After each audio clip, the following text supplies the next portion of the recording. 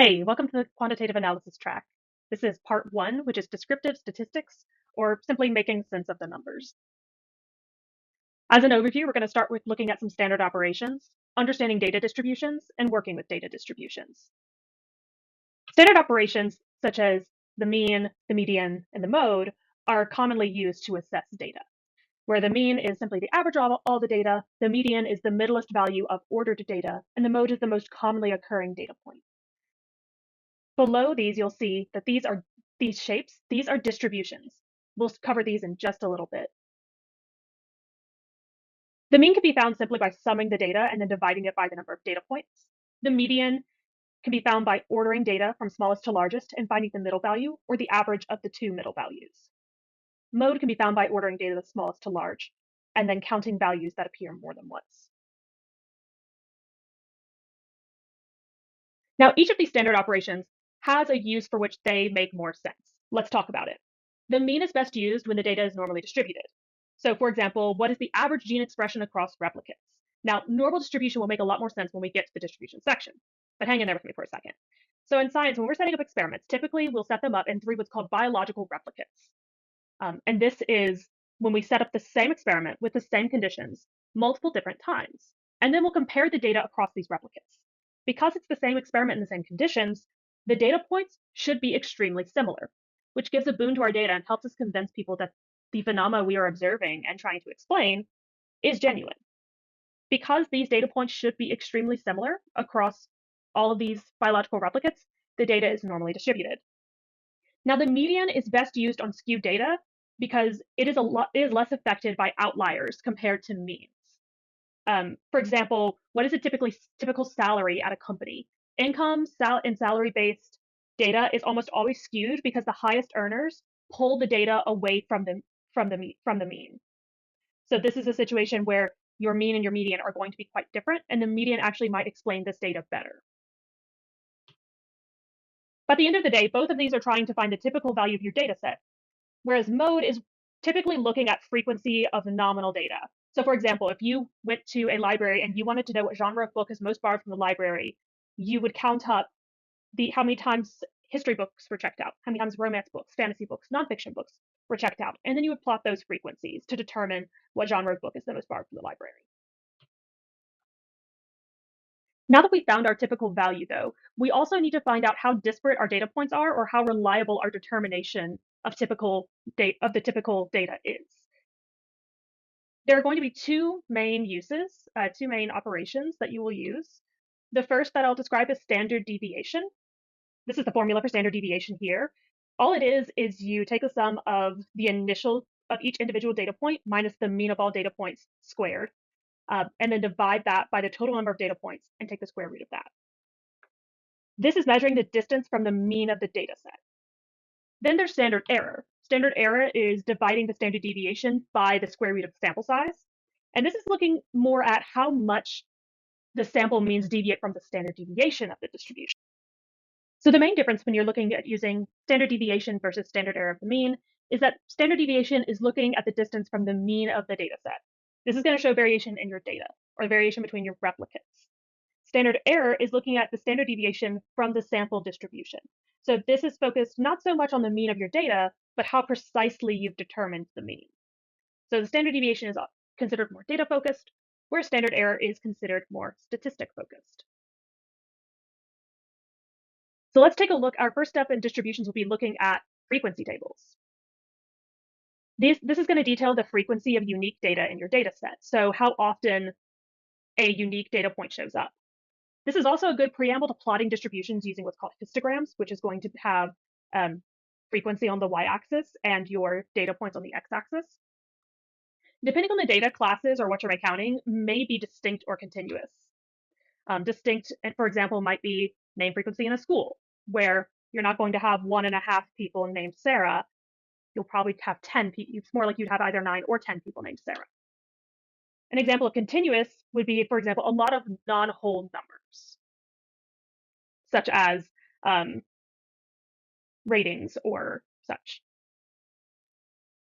So with distinct data, your classes are going to be data. And with continuous data, your classes are going to be bins or ranges. for example, student name, or 0 to 5, 5 to 10. But let's look at some data representing pupil to teacher ratio at a school in Boston, Massachusetts. First, we'll want to sort our data smallest to largest and then determine the range. In this case, our range is 10. Then we'll want to determine how many intervals, the number of bins we'll sort data into, you'd like.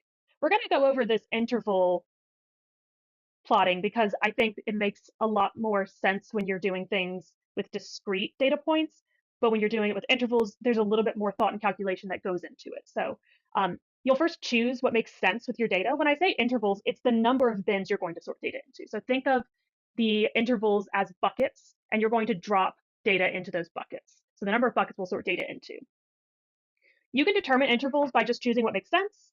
You could also use Sturge's rule to get an idea of what makes sense. Usually want to aim for 5 to 20 intervals. So I performed Sturge's rule for this data set and it gave me about 22.9. So for ease, I chose about 20. Then you're going to calculate or pick a whole number width or how many values your intervals contain. So because we have a continuous spread of data, we could choose to include a width of 2. So starting from the first value, that value plus 2, and then that value plus 2. And that would be the width of our intervals. To determine this, you can take your range and divide it by your number of intervals. In this case, I got 0.5. To make things easier, I rounded up to 1. Just looking at the data, I realized that would make the data quite painful to look at, and I didn't think it'd share as much information with us about the pupil to teacher ratio at the school. So I rounded the width up to 1, and then looking at the numbers, our final interval number will be 10. So we'll have 10 buckets. And now we're going to sum the counts of data within each range. So because our smallest value is 12.6, I set the starting range at 12 with a width of 1. That's a 12 to 13. And then 13 to 14, 14 to 15, so on and so on. Using some Excel tricks, I had it define the unique values and then count up how many times those unique values showed up in the larger data set. If I were to plot this, I would get a histogram, where again, the y-axis is counts, and the x-axis is our buckets, representing pupil to teacher ratio. By looking at this, we can see that in Boston, it is much more frequent, it occurs much more frequently that there is an 18 to 19 pupil to teacher ratio, which means 18 to 19 students per teacher. So now that we've completed sort of the preamble to the histogram and plotted one histogram, we're going to talk about distributions. This is a representation of the results or the relationship between observations. Most commonly, the standard normal distribution or Gaussian distribution is used. You may have heard it called a bell curve, and it is surprisingly widely applicable. In this sort of plot, your mean will be set at 0, and you'll use a standard deviation of 1, with 68% of your data being within 1 standard deviation, 95 within 2, and 99.7 within 3. So let's look at some data. We're going to go back to this data that we were looking at before, but now we're going to look at the information that they collected concerning housing in the area of Boston, Massachusetts. So our 4 columns are RM, which is average number of rooms per dwelling, LSTAT, which is percent lower status of the population, that pupil to teacher ratio that we looked at before, and the median value of owner occupied homes in the thousands. If we highlight each column, we can plot a histogram for each. This is rooms per dwelling, LSTAT, pupil to teacher ratio, and median value of owner occupied homes in the thousands. Do any of these resemble a normal distribution? I'm sure you've noticed that RM, or rooms per dwelling, resembles a normal distribution quite closely. So this is normally distributed data, and this is ideal for further analysis with parametric means, which we'll go over again in a little bit. But what about the others? These are called skewed. Skewness can be calculated, but it can also be spotted by eye in histograms. Skewness can be caused by things that are inherent to the data collection, for example, applying upward and lower bounds, and erroneous error collection. Issues inherent to the data itself, for example, income data is always slightly skewed because of significantly higher earners, and outliers. Data where the tail is on the right side is called right skewed. Data with the tail going to the left side is left skewed. And here's another example of right skewed data, just not as significantly right skewed as percent lower status of the population. but doesn't matter if your data is skewed. When data is skewed, we say it has unequal variances, and this can throw off some statistical testing like parametric t-tests. There are options that allow for unequal variances, such as non-parametric testing, but in general, testing of normal data is more powerful, statistically speaking. So it might serve you well to be able to take skewed data and normalize it. Normalizing your data compresses data such that the mean is close to the center and is the highest point of the graph. There are lots of options to handle skew, so let's look at a few. So looking at normalizing right skewed data. So again, if your tail's on the right side, it's right skewed or positively skewed. We have three main methods that you can use. The first is square root. Square root can only be used with positively skewed data. And it, of course, it's just taking the square root of the value. So when I take this data, which is our median value data, and I take the square root of all the values and replot it, you can see that this resembles a normal distribution much more than the original histogram did. Now the cube root. Similarly, you're taking the cube root of each data point and then plotting it. This can be used with either negative or positive skewed data, so it's a little bit more versatile. Same data set, median value. When we take the cube root of each value and then plot it, we see an improved, more normalized distribution with a sort of negligible movement to the right. Finally, log. Log can be used with negative or positively skewed data. Log is considered one of the more powerful transformation options. And we take the log of this data. Again, we see a sort of slight movement to the right here of our highest counted data, but it's overall pretty negligible and does improve the overall distribution of this data. So let's look at normalizing left skewed data now. You'll notice that we actually have two of the same options. Like I said, cube root and log can be used with both positively and negatively skewed data. One that is uniquely used for left skewed or negatively skewed data is square, which is taking the square of every data point.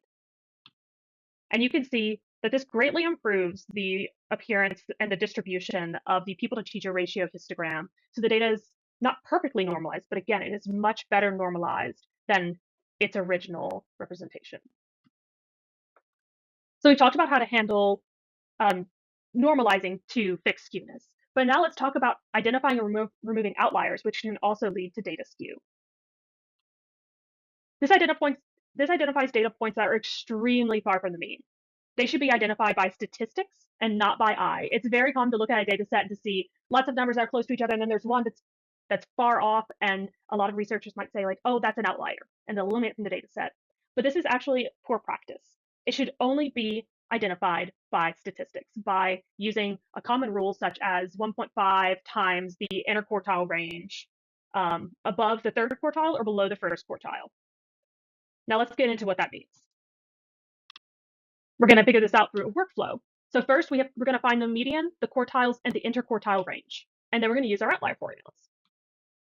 Quartiles separate your data into 4 parts. So you can calculate them using these 3 functions, like I did for this data, for the people to teacher ratio data. And after that, we can find the lower outliers by taking quartile 1 and subtracting 1.5 times that IQR. It'll give us negative 245. High outliers can be found by adding the third quartile to 1.5 times the IQR, and this will get 735. Those are some pretty crazy numbers. What that means is low outliers will be below negative 245, whereas high outliers will be above 735. So despite the obvious skew, the numbers for outliers are extreme, and we have no values that fall into either low or high values. I put this here to impress upon you that it is actually extremely rare to get a true outlier in data. Still, if you have outliers, if you're worried that your data does have outliers, you should perform these calculations because they are fairly straightforward. All right, so to recap, we went over standard operations, such as median, mean, and mode, as well as standard deviation and standard error.